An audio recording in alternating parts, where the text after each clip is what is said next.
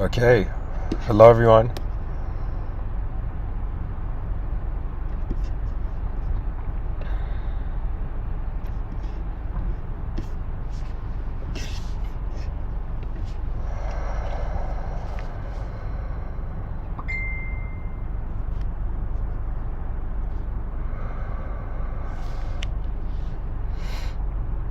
All right.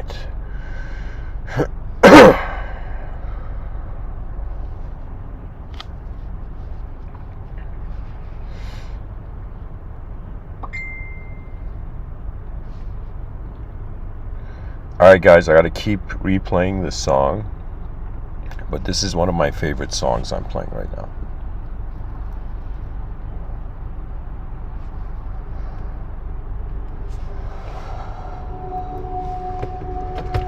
Okay, companions in the void.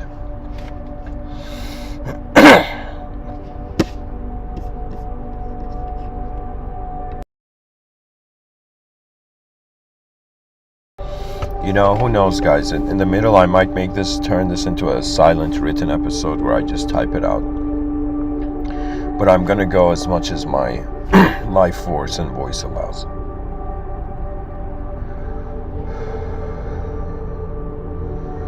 I wanted to speak about this idea, which I think it is one of the most poetic and beautiful ideas ever, and how everybody is actually in the middle of nowhere, and a beautiful word for this is the void, you know?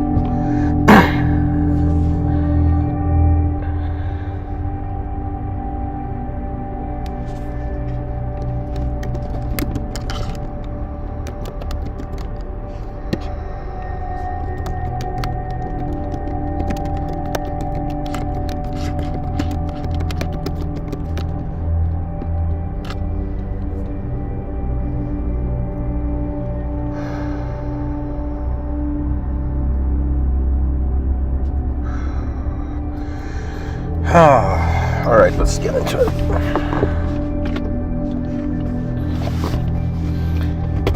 So, companions in the void. Oh man, all right.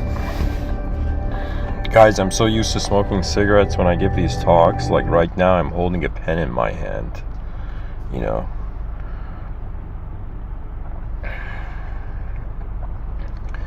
Alright, what can I say? Alright, companions in the void. It is a suggestion. It is a suggestion to the existential position of human beings. And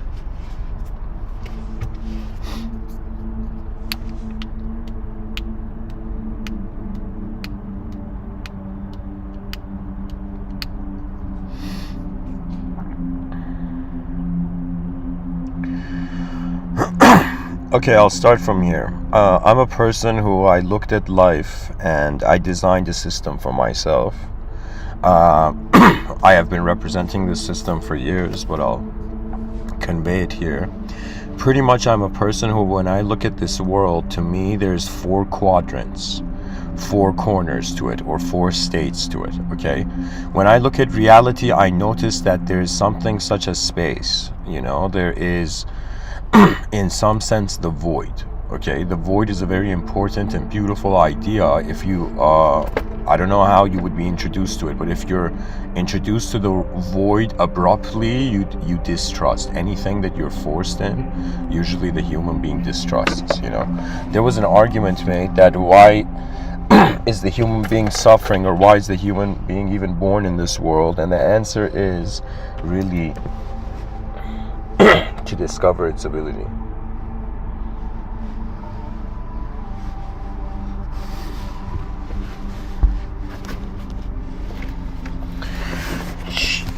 Jesus. Sorry guys, hold on. I'm moving like you know how like fishermen hold a slippery like fish in their hand when they catch a fish? Right now in my driver's seat of my car, the way I'm moving is like a slippery fish.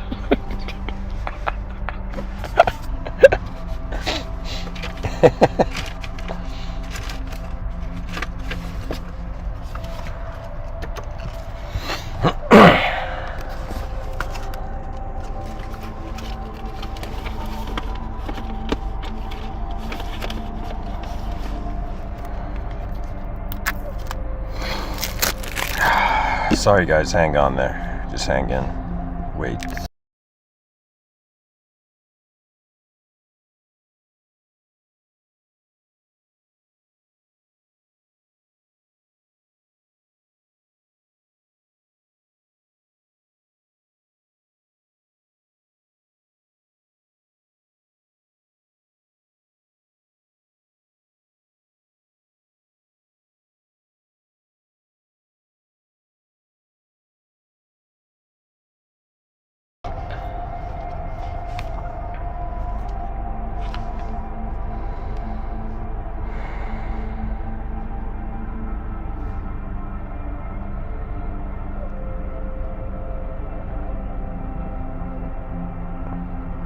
Sorry guys, just a second.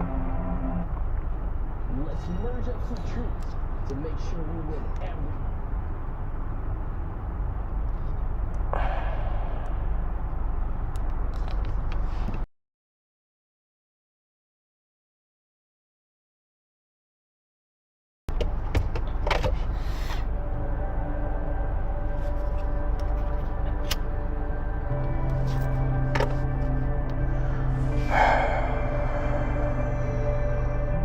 There is the dimension of the void, where you look at this life and you realize there's space.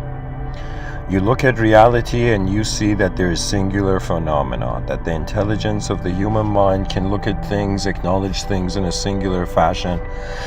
It can also acknowledge itself in a singular way.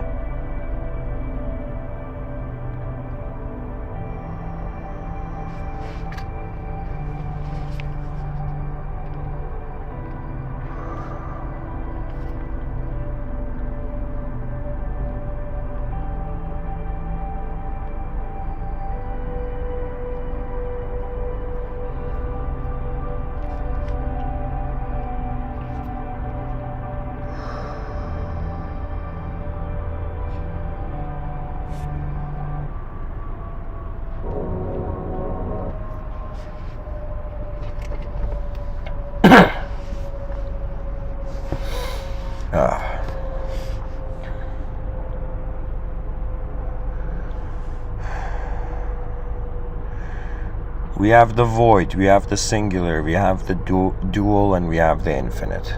Okay, when you look at reality, you see different dimensions, different phenomena in a moment.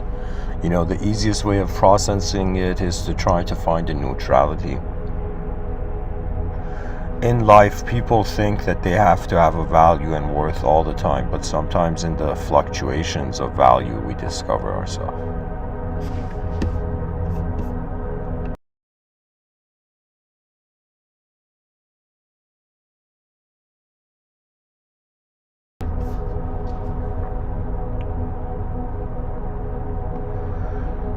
Companions in the Void is a suggestion that once we are done playing games of individualism, once we're done playing games of dualism, and once we've even touched infinity, you know, the species will realize the void is here as a sort of necessary value. It's like seasons of reality.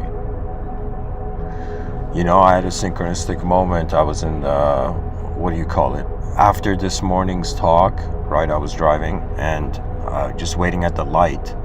And as I'm waiting at the light, right, I'm kind of like, yo, what is universe? What does this all mean? How is it all being, the world and everything, right? And right in front of me, these two trucks passed by. On one of them, it had written seasons, right? And I was like, yo, seasons, is that a synchronistic clue? And then right afterwards, a truck passed by and it had Italian produce, right? And I was there in my car trying to understand the synchronistic meaning of seasons and Italian produce when it comes to the context of being.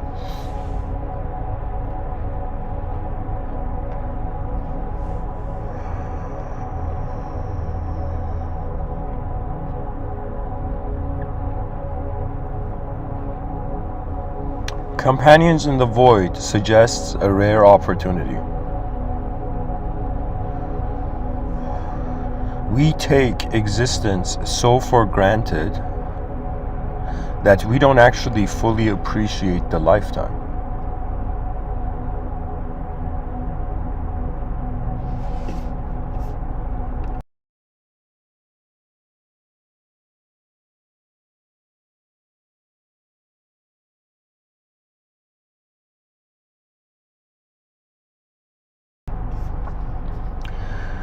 reality comes and goes, and I wonder how many times has it reset.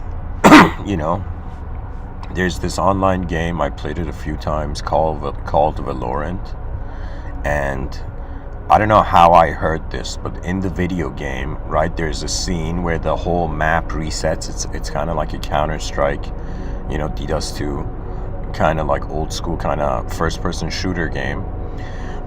And in this game, there's a moment where one of the characters, so pretty much every round of the game, it's a death match. Whoever dies, the round resets. Same teams reset, right? And there's a point where one of the characters in the game says, I feel I've been fighting like forever, you know? And the game's respawning endlessly, right? So that's the thing about reality. Is it respawning our civilizations and rising and falling like video games? Like, what's going on?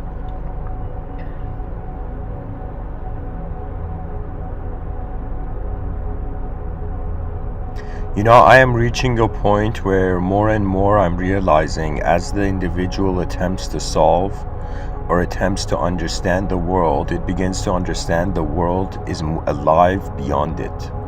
You see, we have a measurement for size. We have a sense of like, okay, that's a small size. Let's say a small coffee, right? A tall coffee and a venti coffee, for example, right? So we have a sort of comparison of physical size. But when it comes to intelligence of being, that comparison is very different. Because bigger beings do not necessarily mean manifest being. More advanced beings do not necessarily mean physical beings. Okay? It could be that there are beings right now, even as I'm speaking, right now, you know, it appears like I'm in just this parking lot of the Starbucks, right?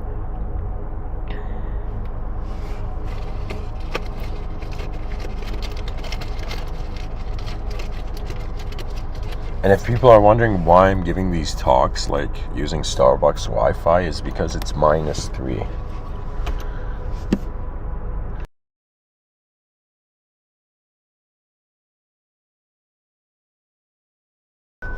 But anyways,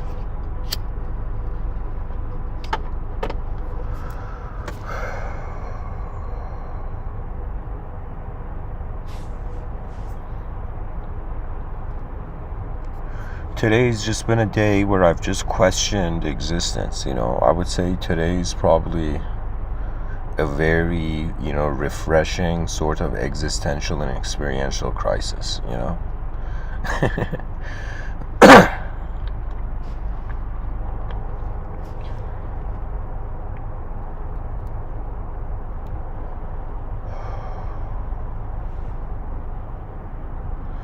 It's remarkable that we're temporary beings. And it's remarkable that we're afraid of what is actually happening. You know, it could be that the reason creatures incarnate is because they fear the invisible.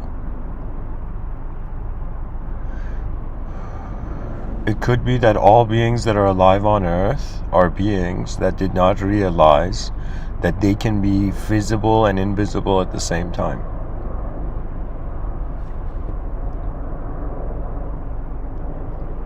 It's like, you know, it's like they ask the person, you know, do you have a house? And the person's like, yeah. And then they're like, yo, you're telling me you have a kitchen, you have a bedroom, you have a living room? Do you know? And the person's like, yeah. The moment you get the house, they are all included. The moment where you actually suddenly, I don't know how to say it, but any new experience will bring in a new emotion. And that new emotion will be a sort of leading force. You know, sometimes I've wondered, what is it that people are getting out of these talks? Are they getting a sort of, you know, intellectual analysis, objective, subjective, you know, or is it something emotional? And I realize now we're living at a time where I think everybody is actually capable of just being an object and a subject. But the idea is we are not capable of feeling content with how we are an object and subject. So when I say we're companions in the void, we are these beings that have opened our eyes in an unknown space, and we interpret this unknown space as an unknown world. And so we should not fear the void, just like, you know, the number 1 doesn't fear the number 0. The number 2 doesn't fear the number one, and you can say infinity doesn't fear duality. There's many different types of beings. It has to do with intensity, it has to do with speed, it has to do with how you as space take responsibility for what manifests within you. Right now, human beings seem to be beings that, you know, we're pretty much like the laws of nature are holding our hand and kind of like walking us like little kids in the cosmos, right? The Bhakti yogis know this.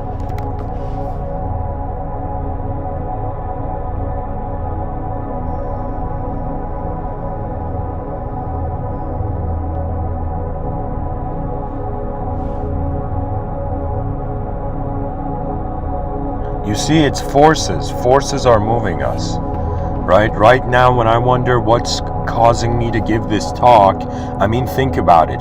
If reality was just only objective and subjective, there would be no reason to change. You'd just be one object and you'd just be one subject, and that's it. You know, like you'd be this kid who, when you were young, they called you a good boy, and you just think you're just a good boy your whole life. Do you know, one of the most incredible things I've heard from a philosopher, very well-known philosopher known as Meister Eckhart, where he says, at least once in your life you must doubt all things. And what he's saying is that in order to be able to access the original you have to wonder if what you are being now is not the original self, right? You see, there seems to be this sort of pattern where the creature consciousness feels incomplete, and because it feels incomplete, completion becomes its purpose. The way completion has become a purpose for the creatures on earth is survival, but this survival was it's as if we became victorious as physical beings and it wasn't enough, and then we became victorious as subjective beings and it's not enough, and now people are looking for something that is of an emotional freedom. Because whoever you are, just think about it for a second. Think about right now, you had everything you wanted physically, and you had all the status, you know, you had everything subjectively and objectively. You were the top of the hierarchy. You're going to realize that the thing that is missing is truth. And what truth is accessing the original earth. And how you access the original earth is by realizing the world that your mind has given you is not the only world. Because if this was the case, I'd probably give one talk and I'll be like, that's my beliefs, guys, nothing else. You know?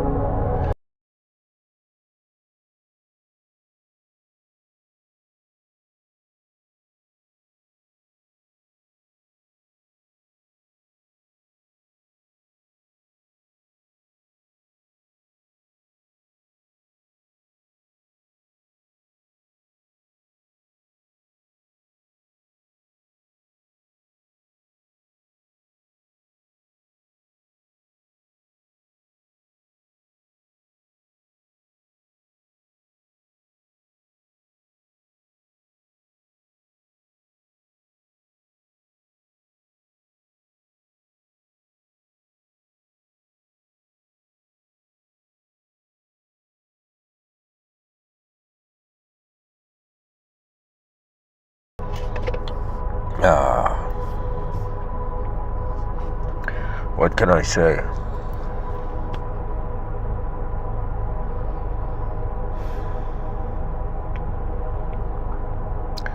I'm getting tired, guys. I'm getting tired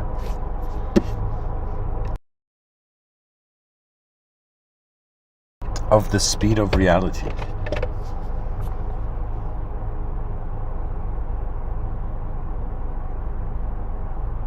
Our world can be so much faster than it is appearing now.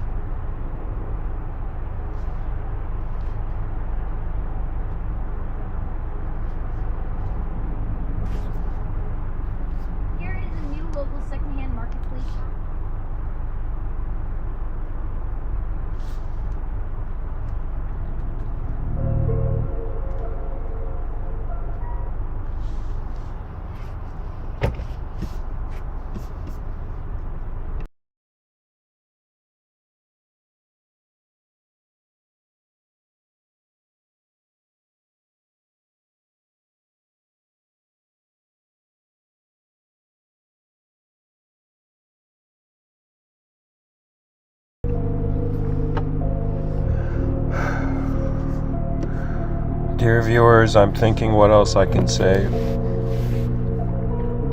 I don't know, for a second, suddenly I felt super exhausted. I guess what I can say is that we should not fear the void because it's here.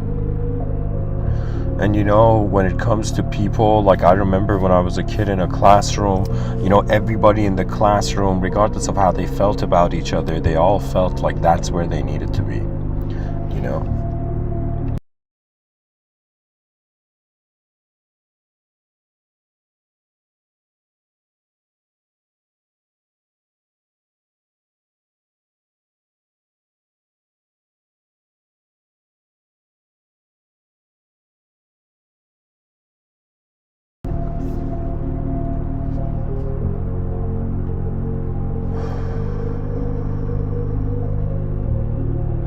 You know, just like it's okay for people to exist, it is okay for dimensions to exist. Just like the human being as an individual self is comfortable acknowledging other individuals, similarly, one can say that there's different faces to the world.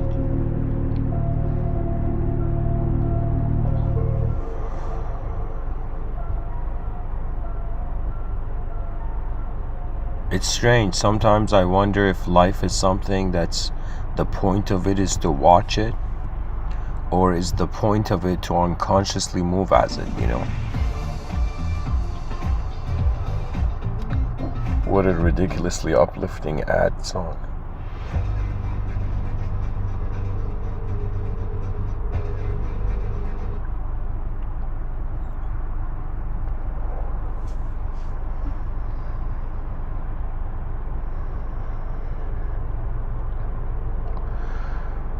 The world is so much bigger than the stories we tell ourselves, and the stories we tell ourselves are being told in the middle of nowhere.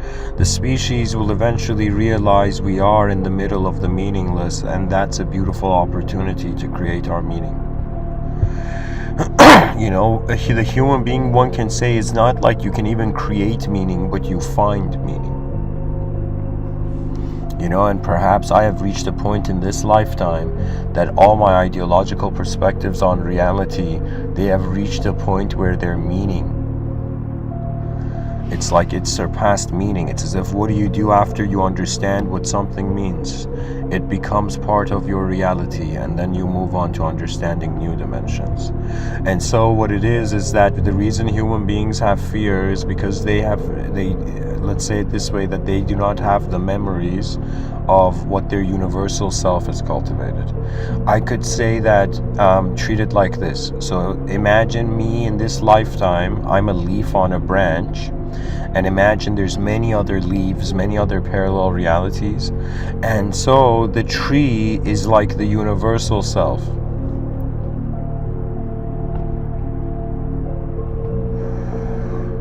So it's like this lifetime feels like a leaf connected to a tree, and the tree is in some sense the universal self.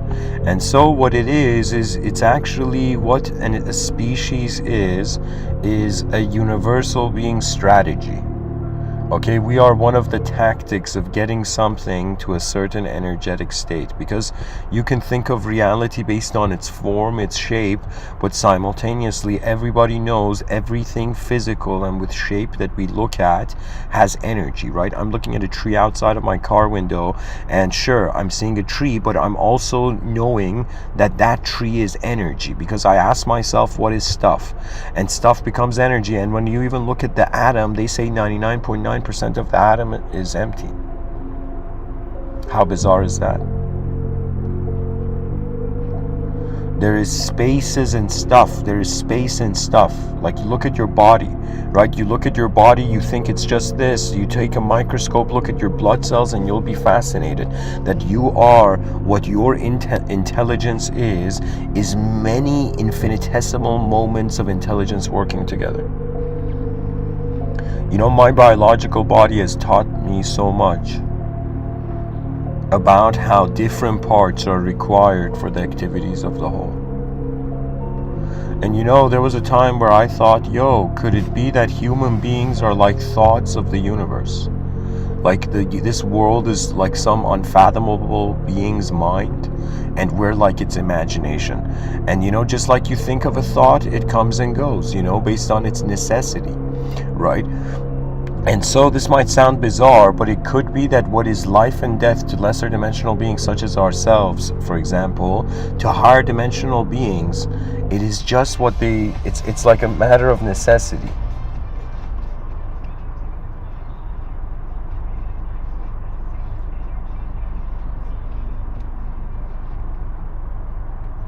Sorry guys, I don't understand why there's so many ads. Gotta buy YouTube Premium.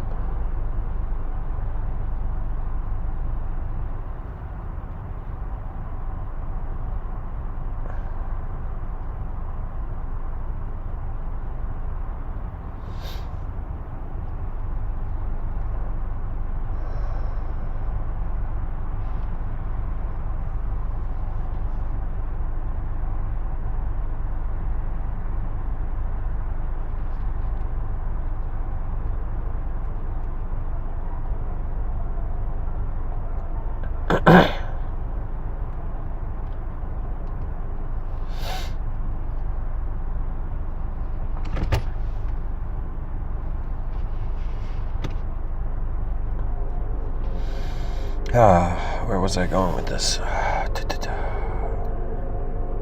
Oh yeah, the higher dimensional being. It could be as long as it has a need for the thought, right? Like for example, if I'm counting, it's as if I have a need for mathematics in that moment. You see, but once I'm done counting, it's as if the need changes. And so to me, it's as if like to be a being, to be a creature, to be conscious in a world feels like I am living in an unknown mind. And miracles, divinities, and karma is literally how this mind is moving. It's kind of like a writer. Imagine you're a writer and you close your eyes and you think of a fictional character in a universe, right? And now imagine as your eyes are closed and you've closed your eyes and you're meditating, right? You're seeing this, how would I say it? It's kind of like God is dreaming. In Vedanta, they perceived it as that. In Hinduism, that it's as if like 54 million years on like our time is like 3 days of God sleeping, something like that. But what it is it's like, imagine the writer has closed his eyes and he's zooming in his inner realms, in the pitch black abyss of where the our invisible art studio of imagination is.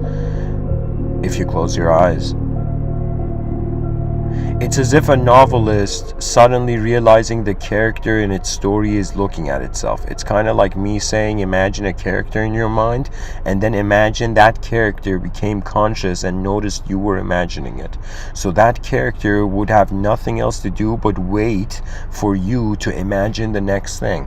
And I think this is what's happening, and this is why there's a strange, I don't want to say religious conclusion, but there's a strange, destiny to the human species, that once we have attained and cultivated mastery in the dimensions of our free will, we will be left waiting for the divine will.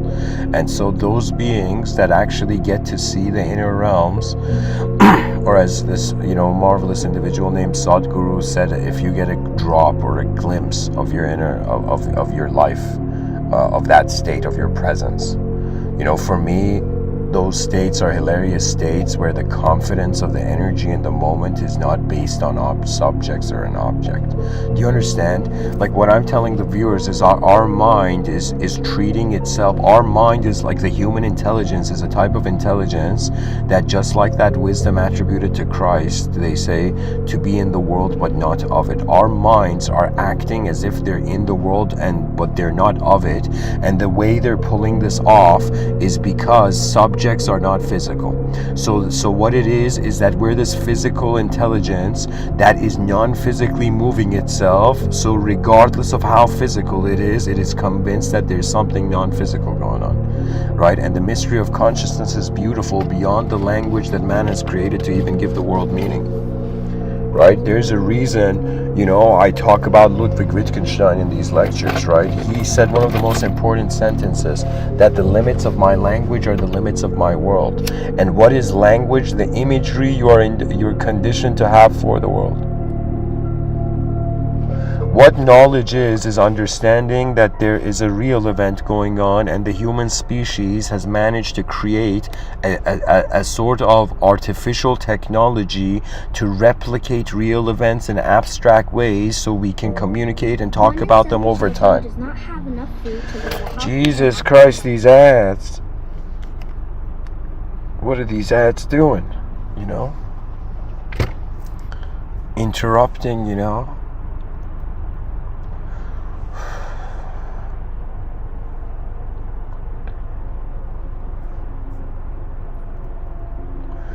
What I'm looking for on this planet is the advanced humanity.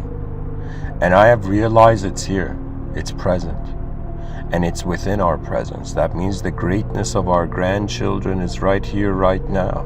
I don't have kids, but there's moments where I feel like, the future generations are like watching us.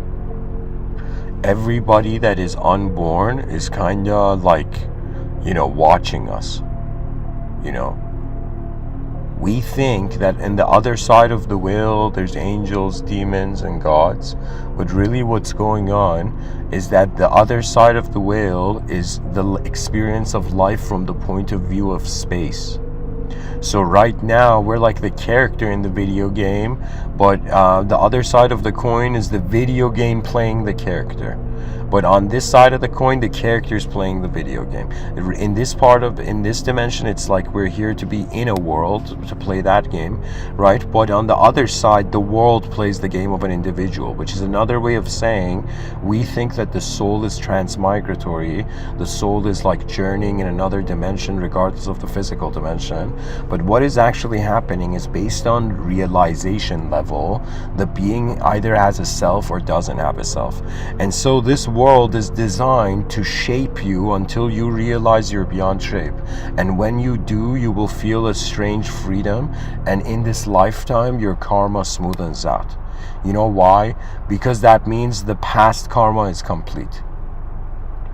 Do you understand? Not everything is due to a physical result. If reality is not just, see the argument that is made that reality is multidimensional implies that there's multiple destinations to intelligent force.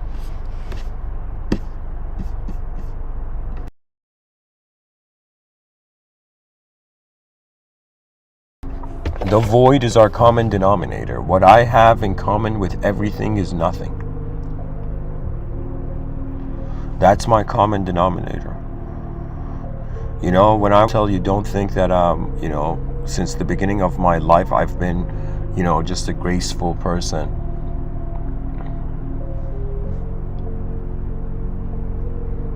It's very easy to not care about the world. It's too easy, actually, to feel small in the world. It's really easy. Just like they say, it takes a while, it takes a long time to build a house of cards, but you can instantly break it. Similarly, the human intelligence is building up to something, and it is abiding by its natural responsibility. So what is going on here is a natural being, or an witnessing force through the means of a natural organism, is slowly realizing that it is present beyond the organism's form. So I'll be honest, dear viewers, this earlier today I was a bit, kind of had a sort of very profound, reality check in the last episode. But then I realized that if I treat myself as a small known entity in an unknown big world, then I am setting up myself to fear everything. And then I ask myself, how do I get rid of my fear? And what's funny? The way I understood it was, that you realize you are as unknown as the fear.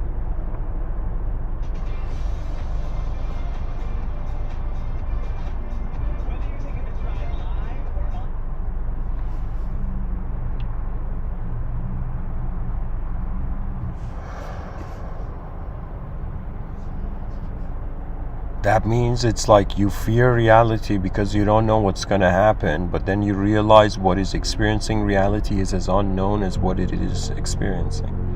That's the beautiful thing of being a human being. You know, don't forget the word spirituality, forget, materialism, immaterialism. Just realize that the human being is privileged to experience its being through the human framework, and upon attaining and cultivating the responsibility of all objective and subjective dimensions in its vicinity, it will start living life as an emotional being, and in a single emotion, instant lifetimes can be lived. A person who lives an emotional life, their inner realms, they might not be conscious of it. They might not think their imagination is wild or a lot of stuff is happening, but anytime a person becomes emotional, the inner realm reality is rebelling against the outer realm. Something's going on where the world behind the eyes of the person and the world in front of the eyes of the person are not synchronized, or they're not coordinated, or the person doesn't know, right? Like, people are different, right, based on their energy levels. You could be somebody who's tired, and then somebody super energetic beside you jumps up and down and is like, yo, why aren't you jumping up and down? And you'd be like, yo,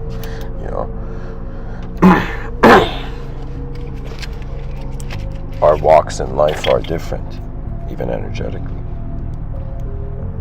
But for me, my energy it comes from the future. The greatness of the future is a reason for me to, in some sense, continue my energetic being. I'm remembering things about my presence, and it's another way of saying I've reached a point where I'm feeling states of being that have nothing to do with objects and subjects I've seen so far. I'm reaching a point where I'm like, I think my consciousness is trying to make a ahead of its time decision, kind of as if like, okay, if I'm about to exit the realm quickly, then it's like we start the flight right now, lift off right now. But if the being is meant to be here for a while, then the lift off takes time. There was a time where I thought, after this lifetime, would I reincarnate? And then I got a vision of myself like 3,600 years, like some sense of self in the future, like some person, just like how I'm like this guy calling himself Mr. Within, trying to find the advanced humanity, advanced human beings on Earth to build an advanced civilization. I saw a vision of potentially how 3,600 years, or like very far in the future, like a sense of self, my consciousness appears on Earth again as a pilot, interstellar pilot, recruiting other pilots for interstellar flight. I got that vision in my inner realms, but then I realized I've reached a point where the object is just being part of an objective world. The subject is being part of a subjective space. The soul is watching itself as if nothing, ever mattered, or nothing really matters, or everything matters. Do you know what I'm saying? Like the way force enters us, it's kind of just like the ancient Hindus. They saw that it's like this dimension was being administered by three gods, as if this planet, if this world was a server, right? It's as three administrators, okay? Or imagine it has three polytheistic moderators, and it has a sort of singular, inconceivable Brahma-Lokian state. Okay?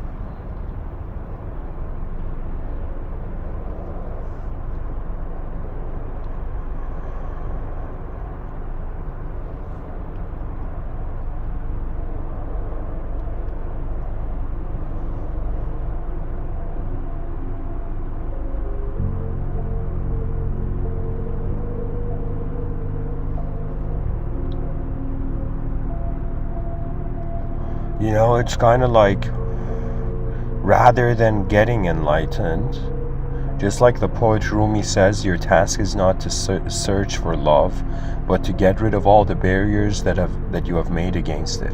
Similarly, the task is not to get enlightened. It's to get rid of all the barriers we have made against it.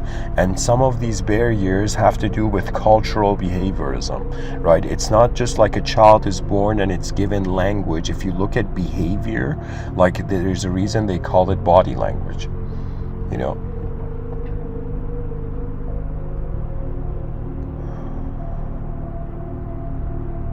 Let me tell you something bizarre, right?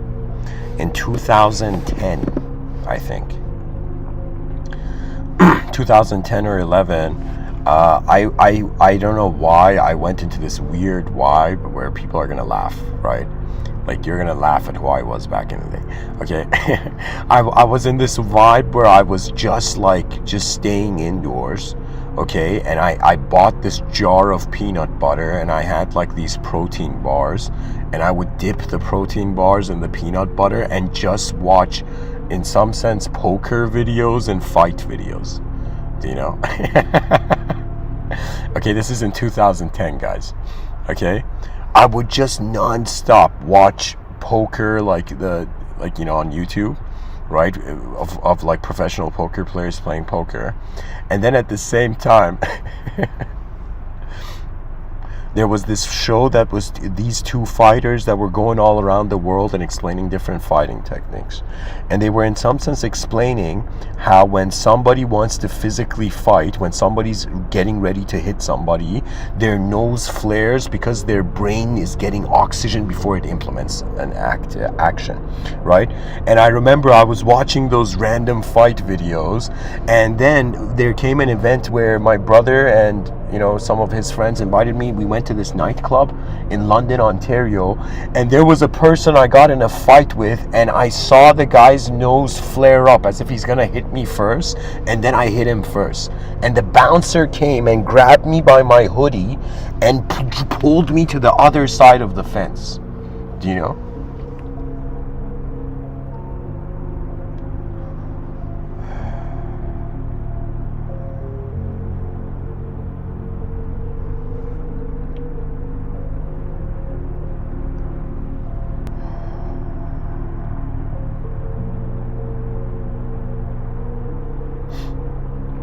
And you know, it was as if subconsciously I was preparing for that moment, you know?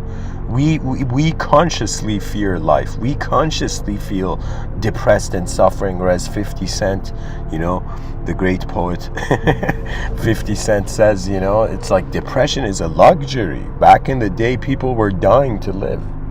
Now people who are uncomfortable living, they feel like they're dying, you know?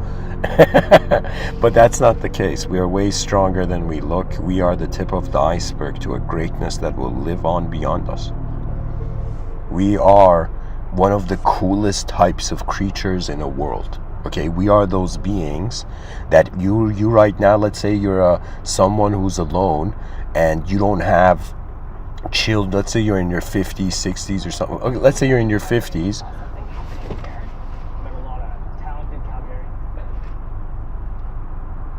Let's say you're someone in your, let's say, 50s, you're not married, you don't have children, family, kids or anything, right? And you might have never had kids, imagine, and then you're like, what's the point of this though? And this is where I will tell you, even though if you're not a parent, you can feel like a parent when it comes to the greatness of the future generations. You know, when I was younger, a part of me, I realized years later that a part of me felt it didn't deserve love. And because it felt it didn't deserve love, I was like a person who I felt others couldn't love me. I felt I couldn't love myself. And then the only thing that was left was just me and the world. And you know, it was the silence of nature that I think gave me the impression that nature accepted me before I had to be anything. You see, that's the beautiful thing of being a natural being, right?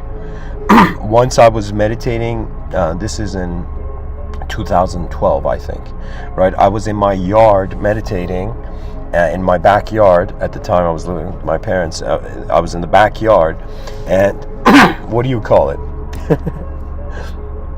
I was in the backyard sitting on the grass, and I see this white butterfly fly, and in my mind I'm like, yo, is it gonna land on my head? The butterfly hits, collides with my head, and flies off. Do you know?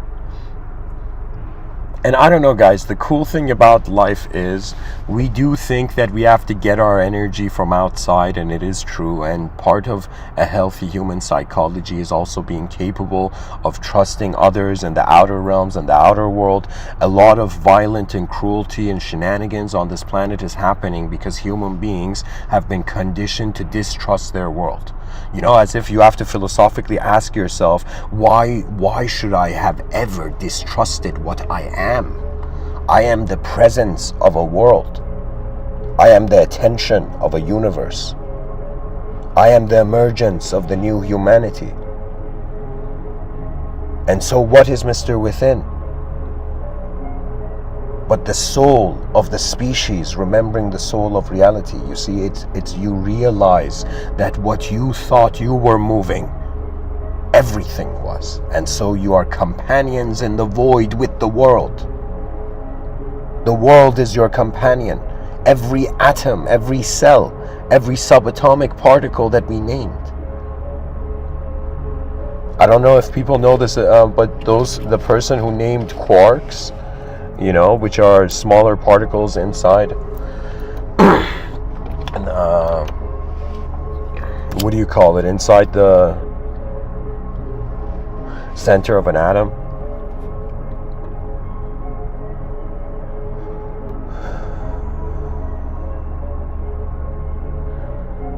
Do not fear yourself because it's inefficient.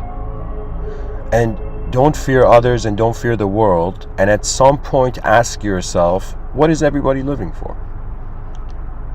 I thought everybody was living for themselves, but then I saw the internet and I realized, no, we're all living to feel acknowledged as if we're participating in something that is more important than our own mind's value of it.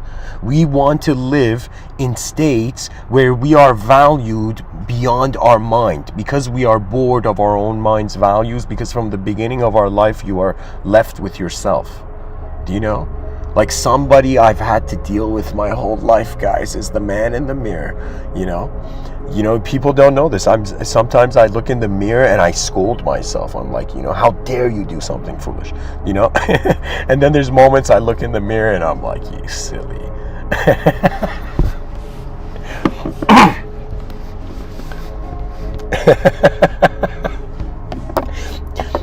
You know, I've had very...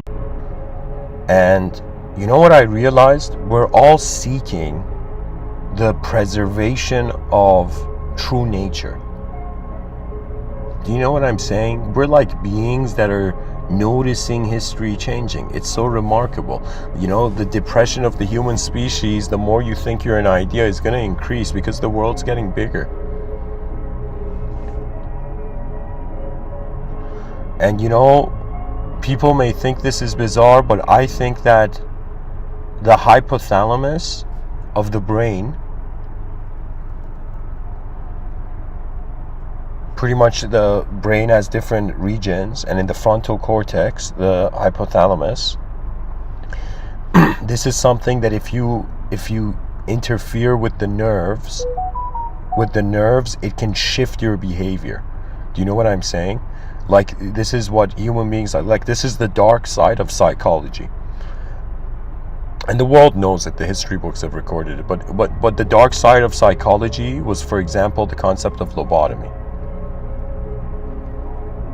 right? And it was interfering physically, you know, physically with the brain. It was as if you change the antenna physically and then you receive something reality. You see, guys, there are different types of spiritualism.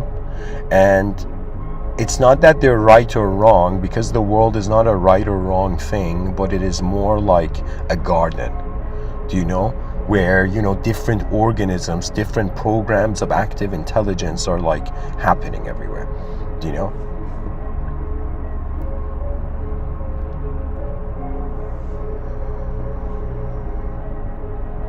For me, I don't know what it is, but I remembered an unconditional love. And I don't know what it is, but this unconditional love was so freeing that I felt in some sense as if there was never a problem in a world that only problems could be seen. The advanced humanity is beyond this. You know, we're fighting over our egos, which is another way of saying these non-fictional objective entities are fighting over their fictional acceptance of the non-fiction. Do you see? That's what's going on. In the future, I hope that in this lifetime, you know, life will somehow lead me towards being capable of reforming the educational system. I have visions for an advanced humanity, and it starts from the mind of man. Your mind, you will soon realize, is your greatest ally, and it is your companion. Some people will be like, yo, do I have a soul? I would say the soul is so capable, it can create itself as a companion. You can close your eyes and create a world where in every part of that world you are being it. But in the outer realms, it's different. You know, and who knows? You know, I remember I saw this video on YouTube, and it was this video of this Christian church, and there was this little kid, and in the video title of the video, I don't know, it was like a YouTube short or something, and in the video it had said something where there's demons in this kid, and this pastor was like, this woman was like praying and saying like Christ's name to like, you know, command the demons out of this child. Right? And so the child is there kind of in this like weird, doing weird stuff, like in this kind of weird pain. And as this woman starts shouting these prayers and saying these, you know, sentences that are pointing to the purity of human nature, right? This kid starts making noise and whatever. And it's as if for a second, like something is exiting out of him, right? And so what it is this is the very remarkable question, that even though we appear as individuals with free will, how much of what is moving the individual is abstract and real and is the individual? How much of it is not the individual? Like, for example, somebody can have free will, but you could tell a young kid who has free will, go. It's like, don't have fun, you know, or don't do this, right? And the kid has free will, but if the kid's free will submits to the greater mind's authority, right? This is something they said in yoga pretty much. The greater mind in the room, the other minds adjust to, right? But the greatness of mind is not actually mind. Okay, it's not like telepathy and telekinesis, like those people who are fascinated by that. It's like, you know, keep watching superhero movies, you know, but I'll tell you, the reality is that, think of it this way. This is such a bizarre metaphor, but this is the only time I think I can share it, this generation, 2023. It's as if, think of divinity as an employer. Dear viewers, for a second, just entertain this idea that interdimensionality, it's like an employer, okay? It's like there's a transcendental agency. Imagine you're a conscious agent of a transcendental agency, or let me say it differently. Let's say there's a transcendental agency and you're just nobody, right? You're just some guy, okay? And then, just like you, in some sense, create a resume with your work experience, and you go for the job interview and you have your cover letter and whatnot ready, do you know? So it's as if, what I'm trying to say is, you build yourself up and you go present yourself, and then a decision is made, and that decision gives you an archetype. Right? The moment you get hired, all right, you got to be professional, you got to remain in this archetype, you know? People don't understand it, but to be really good at your job means to be an incredible robot. Unless your job is like, you know, coming up with new ideas, that's different.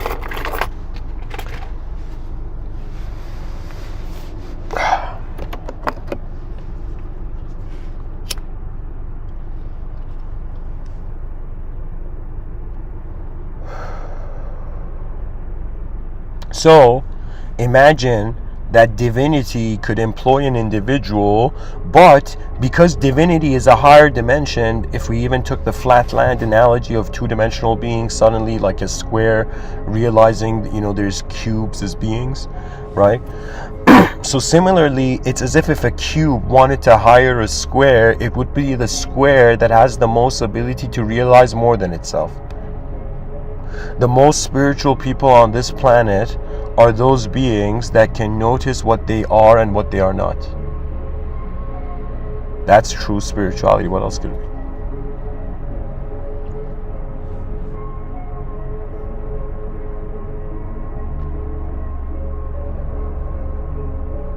And so, as a conscious entity, at least I have this view where people are going to laugh, but I even show kindness to inanimate objects.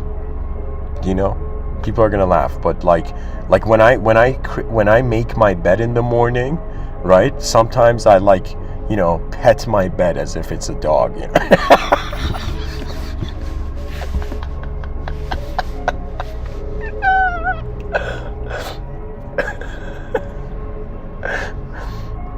It's like, who's a good bed? Who's a good... What I'm trying to say, I'm trying to be playful, right? That's what I've realized. You know, playfulness is the sign of superior freedom. You know, those beings that can have fun, regardless of where they are, they're beings that they're hilariously enlightened. Why? Because they can rely on the light of their own being. This is something that this is the difference really between, let's say if you were to look at wolves, like the alpha wolf and the beta wolf. The beta wolves are following the reality of the alpha wolf, but the alpha wolf has to check his own reality himself because he's the decision maker. Do you understand? And when it comes to leadership and to, in some sense, lead a species to its greatness and advancement, it's another way of saying, like, this smart leader realized he needs to create 8 billion leaders. You know, for me, this is what happened. I'm like some guy who wanted to experience the advanced civilization. I realized I couldn't do it alone. I think this all happened subconsciously.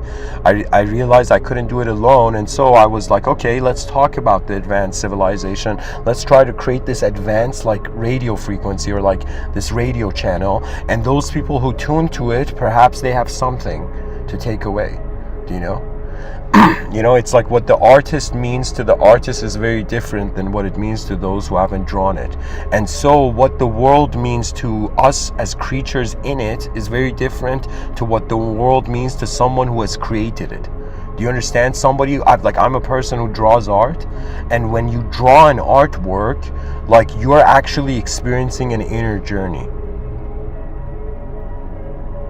There's a rhythm. There's a force. Like, we don't realize it, but like I've at this point in my life, I think I've reached a point where I could pretty much activate like different archetypes. Do you know? What I'm trying to say is that because I've realized I'm not just an object and subject, I can notice how the object and subject is being me, and they're all being me in an unknown way. So ultimately, as this temporary creature in a world, I'm going about, in this hamster wheel of knowledge, or trying to go through this bell curve of knowledge, realizing ultimately it started from the unknown and it returns to the unknown. And the concept of God is the unknown. The concept of God is a metaphor for life. It's a metaphor for how, in some sense, just think about it, right? Like when a child is born, like they need to hit the back of the child or something, and then the child's lungs begin activated and it starts breathing and functioning, right? So that, to me, the human life is literally like religion can be a metaphor, indirect metaphor for it. Okay? So what God is an unknown state. And because we're creatures that are wondering in a cause and effect reality, we have to wonder, is the cause known or unknown? And the cause is actually unknown, but to the prophets of religions, the unknown cause made itself known to its known effect. So divinity means when you're ready to live as a world. That's divinity. Divinity is not creaturehood. Divinity is when you've become space. So you get to see the karma behind the scenes of how before energy forms, it takes shape. Just like Goku in Dragon Ball Z was like, Kamehameha, right? Like when he was saying that, right? It's like you'd see like this energy, like this orb appear. this orb constantly getting brighter and brighter and more clear, right? And so it's something like that, where before things happen, or even before me saying this, right, most likely maybe like minutes, maybe like 20 minutes before I even said this sentence, the rhythm was already moving. Do you know? For me, it's like we don't know how advanced the human being is, and it makes sense. Like, this is part of the style of our species. This is how badass the human species is. That it's like, oh shit, there's extinction. Okay, if there's extinction, I am going to give my greatest performance in the void.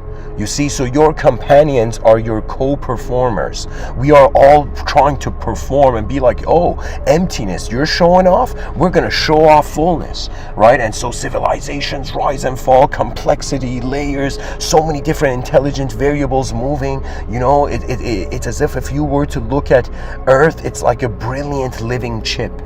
Do you know? Like a microchip of the cosmos.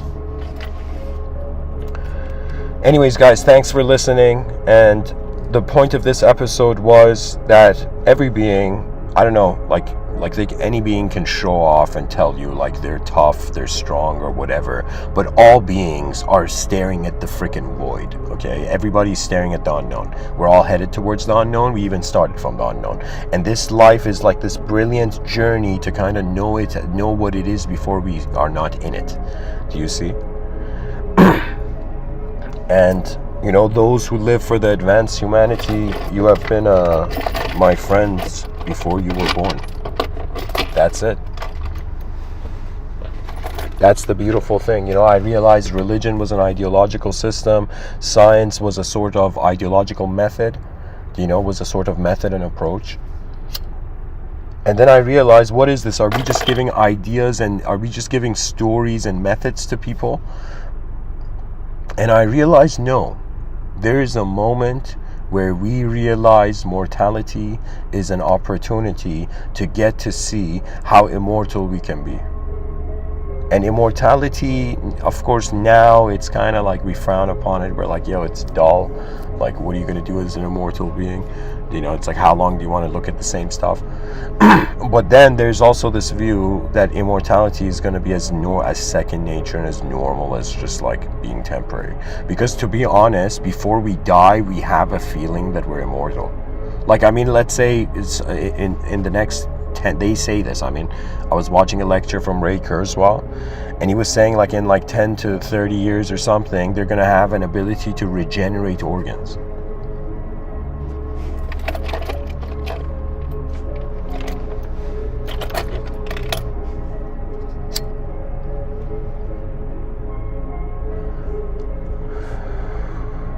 So we can expect maybe in the next 100 years, the human lifespan becoming more than 100 years.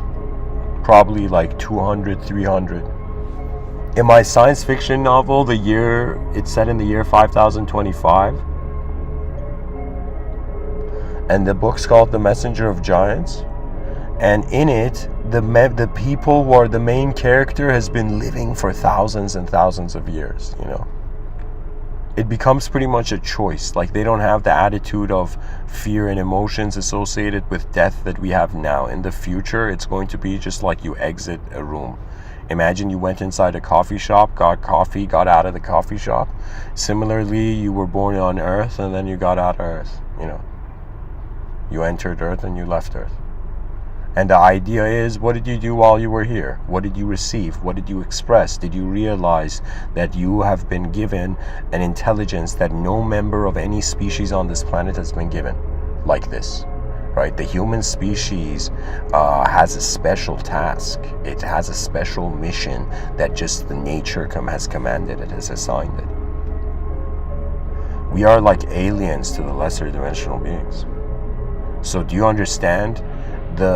By making us a superior intelligent species, whether through natural selection or divine will, right, or some sort of interdimensional intervention,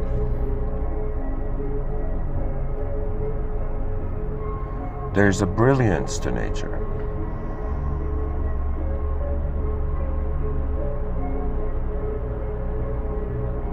Eternity watches us.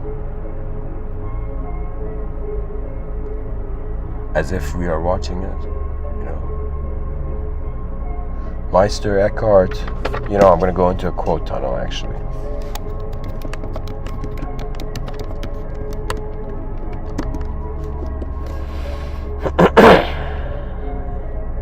Meister Eckhart, so guys, a quote tunnel is me reading a bunch of quotes. So Meister Eckhart was a Christian mystic, it was a German philosopher. He was also a Christian mystic, and he was born, his life was from 1260 to 1328. Meister Eckhart says, if the only prayer you ever say in your entire life is thank you, it will be enough. What we plant in the soil of contemplation, we shall reap in the harvest of action. Meister Eckhart says, the price of inaction is far greater than the cost of making a mistake. Meister Eckhart says, God is at home, it's we who have gone out for a walk. What an incredible sentence.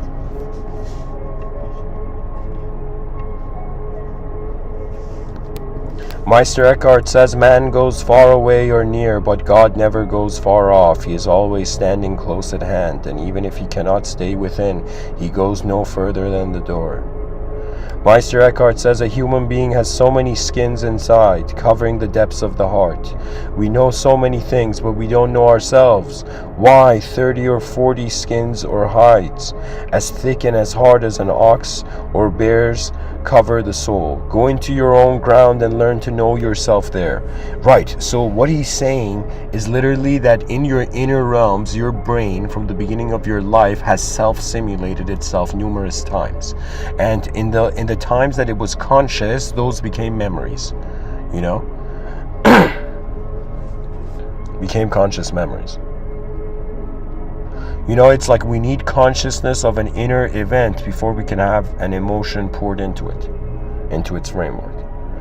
Meister Eckhart says there exists only the present instant, and now which is always and without end is itself new. There is no yesterday nor any tomorrow, but only now, as it was 1,000 years ago and as it will be 1,000 years hence.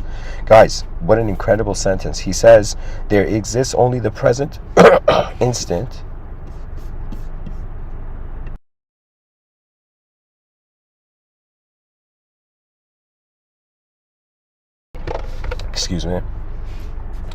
There exists only the present instant, and now which always and without end is itself new.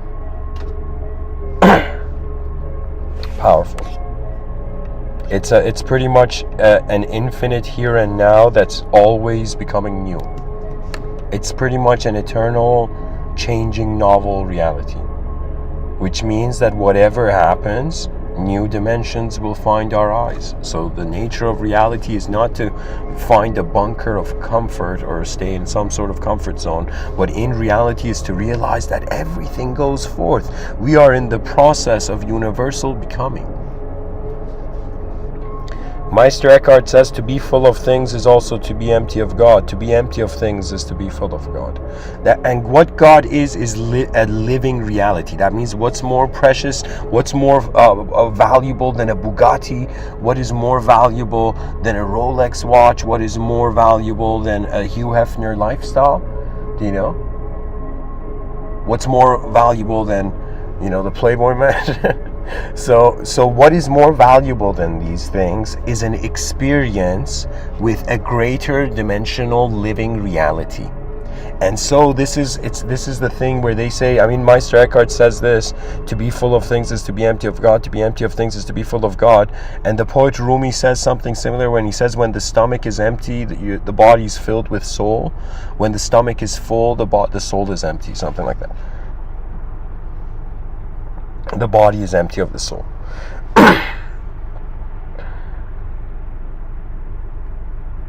What it is desires are solidification programs of shape. That means, sure, there is, let's say, certain desires, good or bad. Like if somebody desires to, drink like lots of water, that's not bad. But if somebody desires to let's say back in the day, have sex with all the women in the village, You know, I don't know, like there were savages back in the day or like some messed up shit, you know.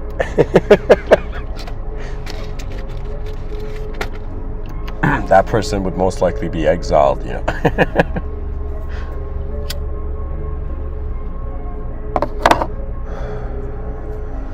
That desire is wrong. Do you see? But the desire of drinking water wasn't wrong. So it's not that the desire is wrong, it's what you're desiring is right or wrong. Do you know? Because what desire is, it's just a sort of behavioral mechanism, you know.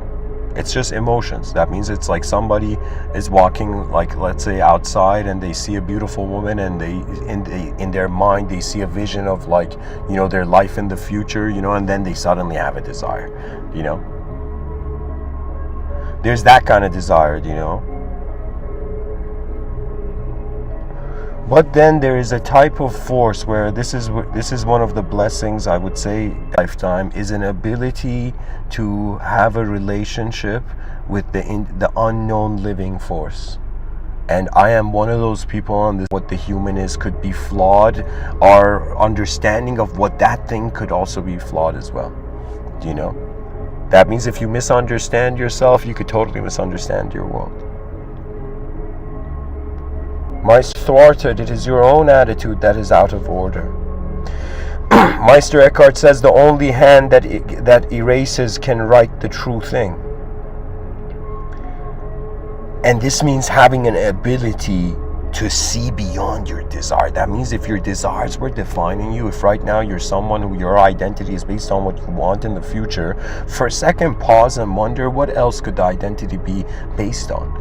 You know, and you might be surprised to realize that this happiness that everybody's looking for is actually so simple that it's overlooked or it's underlooked. You know what I'm saying? It's avoided because it's so simple.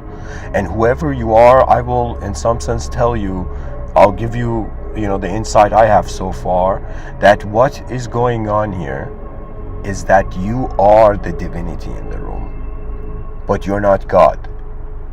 And God is not a concept.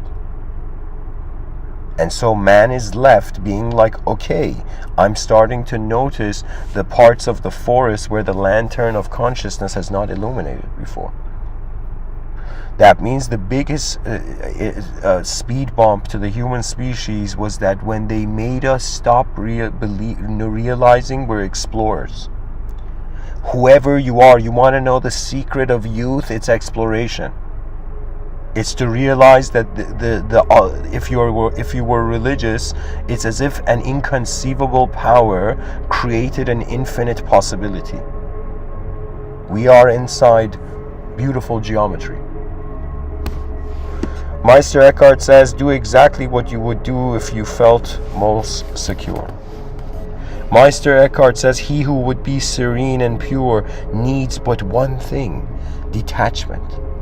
And this is very important, guys, because a lot of people I've seen, they talk about detaching from physical things, but not a lot of people talk about detaching from the non-physical. And what does this mean? This means at some point when I went to film school, you know, Toronto Film School, one of my teachers said something incredible to me, and he looked at me, and because I was so excited about my script and whatnot, and he looked at me and he said, don't fall in love with your artwork. And I'm like, you're such an asshole teacher, man. What is this? You know, but it was such great wisdom that he told me, don't fall in love with your own artwork just because you're familiar to it. You know, you have more familiar than others with it, you know.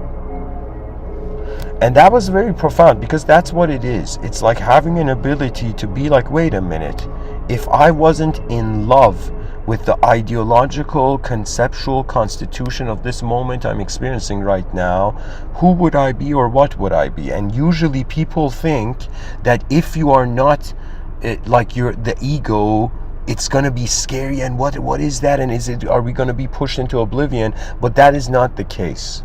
Let me tell you something remarkable. Nature has incredible preparatory ability. Nature is prepared.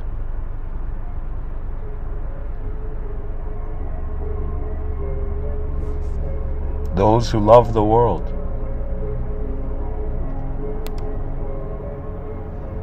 Make sure it's a love that's beyond your world. The Meister Eckhart says the more we have, the less we own. Meister Eckhart says God expects but one thing of you, and that is that you should come out of yourself insofar as you are a created being made, and let God be God in you. Wow. Wow, wow. Let God be God in you. Guys, I think Meister Eckhart has just literally said one of the most incredible sentences I've heard in my life. Let God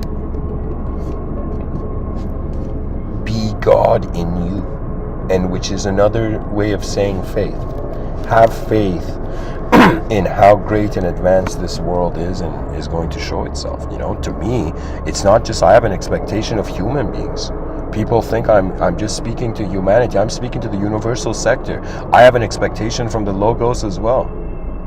Not an egoic one, but just a sense that, okay, something has been set into motion. Right now, here, I'll go check it.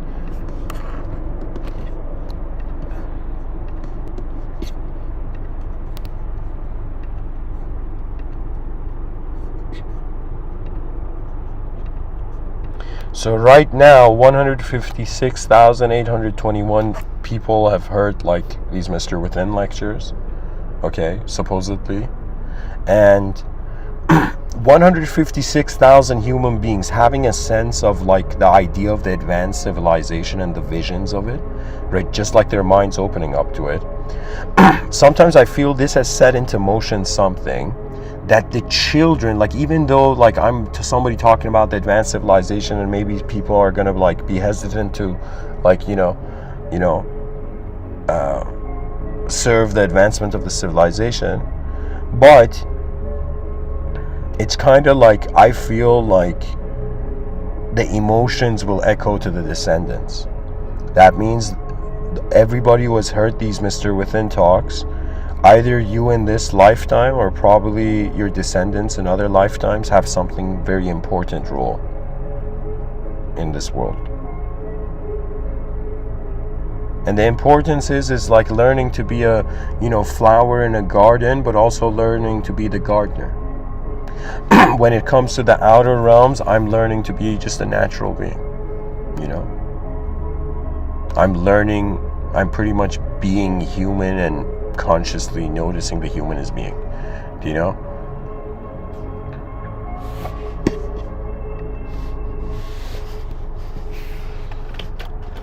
I have thought, to such a degree where I was what is the most important thing on earth? And I looked into the past, I looked into the present as I was, and the only thing I found was the future. You might not believe it, but if I was to say what is one reason or reference point of attention that is keeping my consciousness in this realm, is the future. That's the excitement.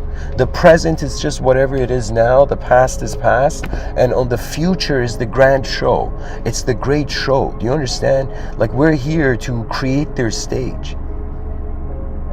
And I hope, that these Mr. Within talks, there was a time where I felt what am I doing? I'm creating 2,000, trying to create 10,000 versions of my past senses of self in the space-time continuum, seeking an advanced reality.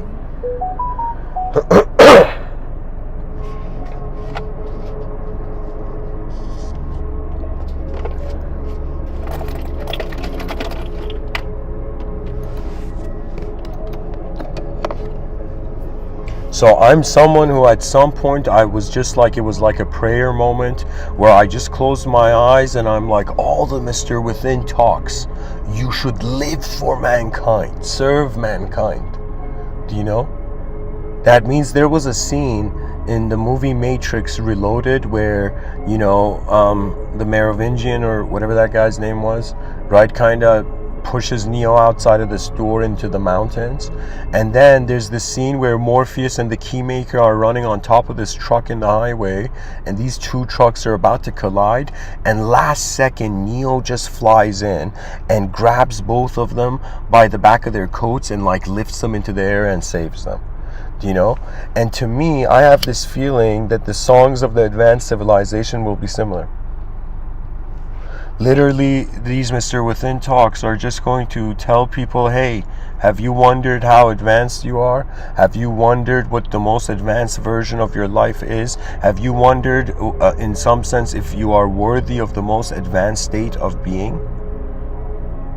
And if you think you're not, who says? Who says that nature doesn't go forth?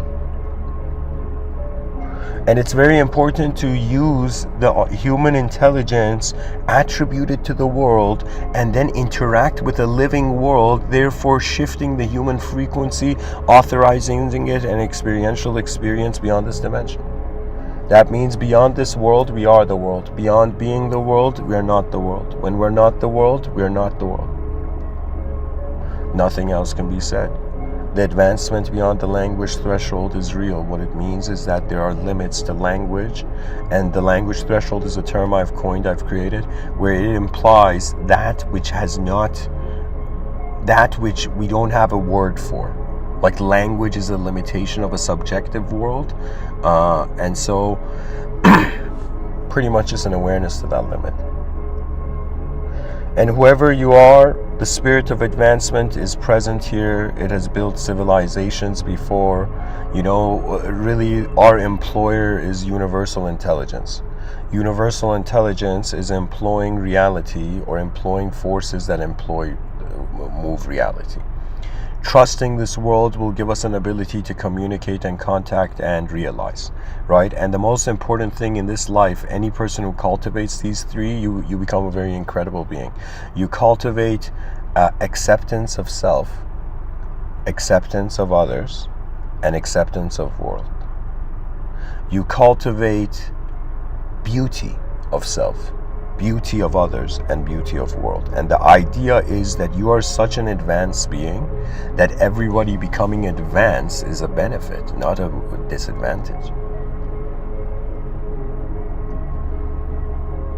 To me, it's as if like there's 8 billion hidden geniuses on earth. When will they wake up? When will the lions roar in a way where the wool of the sheep was never on their backs, you know?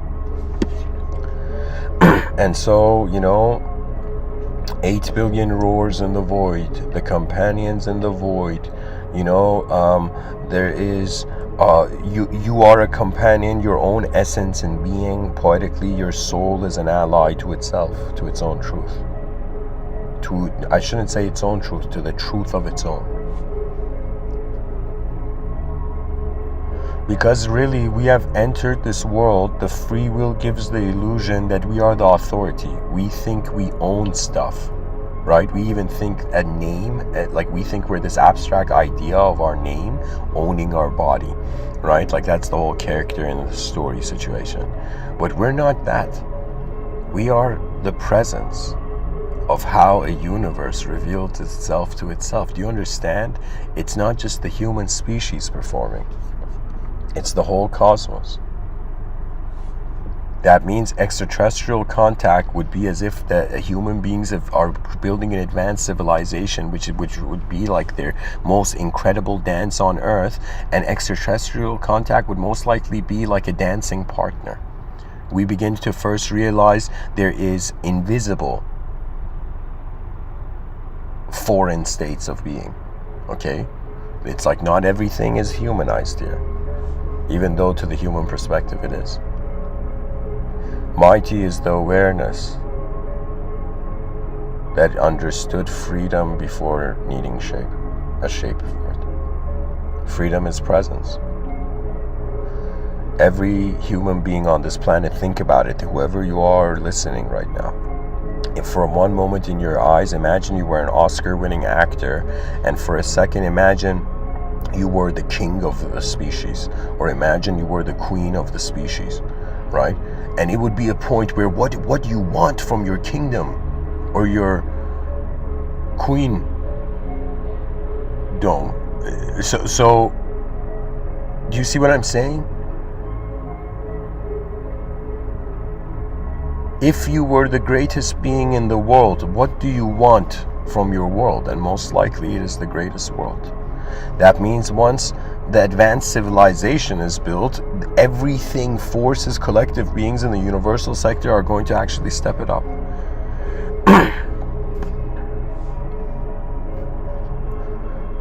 The greatness of humanity is inevitable, because why else is it here? We're here to see how advanced we are. Thanks for listening, guys. And as I say, an advanced civilization is the future's birthright. Whoever you are, whether you're hopeful, hopeless, whether you're in a sort of inner paradise or inner hell or whatever, I want you to for a moment realize, if we don't push life, we can get to see how it is. If we trust life, this is not easy. You think it's like, like I had considerations. I mean, like it's as if talking to a global audience. I don't know who's gonna hear these Mr. Within talks, but at the same time I was like, I'm alive once, might as well trust reality. What else can I do? There's something beautiful here, and it's building to something beyond me. That means everything I'm saying in these Mr. Within talks, I am pointing to how great the future is. How great the future can be, because we notice it. So anyways, thanks for listening. Share, subscribe, comment, and like. And I guess, appreciate this very poetic situation we're all in. Rise, mankind, rise. And one last thing I'm going to say before I end off. If you look at most things that are designed, they have a purpose. Right? You look at a spoon, it's like somebody designed it for a purpose. You look at a cup, somebody designed it for a purpose.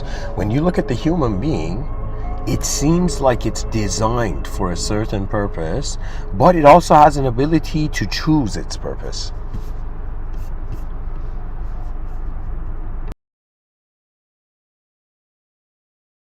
So it could be that the ultimate power and advanced state of the free will is the recognition that it is the presence of the divine will. Which is how Swami Krishnananda would say, religion is God remembering himself. Doesn't mean you're God. It means we are a memory of truth. Our connection to truth is how truth was here before we were.